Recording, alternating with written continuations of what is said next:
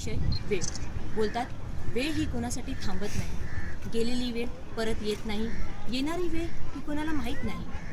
म्हणजेच आपलं जे काय आहे ते अस्तित्व म्हणजेच वर्तमान.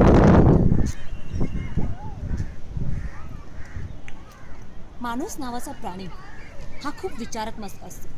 विचारात्मक म्हणजे ॲक्च्युअल कॅल्क्युलेटेड.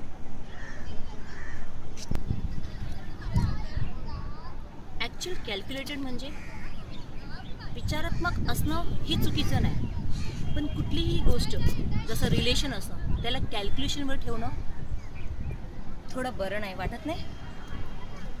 कसं झालं ते exact and perfect calculation, exact and perfect timing असं रिलेशन होत नाही.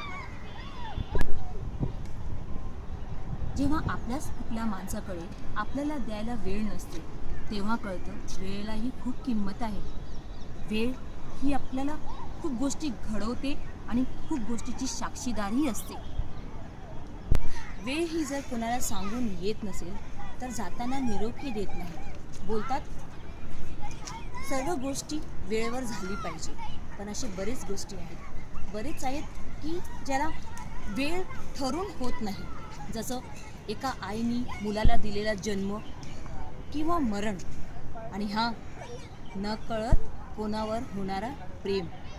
जेव्हा ह्या सर्व गोष्टी होतात तेव्हा नक्की जागा, दिवस, वेळ असं काहीच बघितलं जात नाही.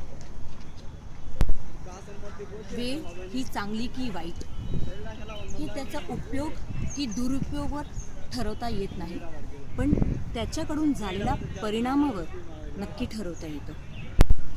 वेळ ही आज कोणाकडे नाही कोणाला द्यायला, मात्र पाहिजे सर्वांना.